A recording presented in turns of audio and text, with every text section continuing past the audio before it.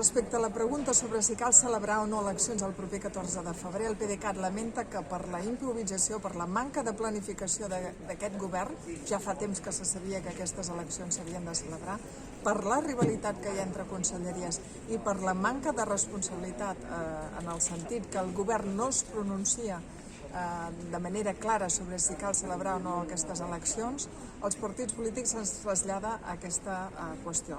Evidentment, si atenent a les dades d'evolució de la pandèmia cal suspendre aquestes eleccions, ens sorgeix llavors una segona pregunta. D'aquí 4 mesos tornarem a estar igual? Tornarem a haver de decidir si fem o no les eleccions? O aquest govern deixarà d'improvisar, planificarà, donarà resposta per tal que els ciutadans puguin exercir un dret tan important com és el d'escollir els seus governants.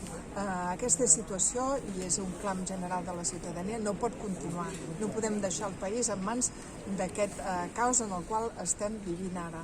La mateixa situació d'improvisació que s'adopta cada vegada que cal decretar mesures. I demanem al govern aquesta pregunta i demanem també al delegat del PSOE a Catalunya, el senyor ministre candidat Illa, també quin és el seu posicionament. Posicionament com a ministre, posicionament com a candidat.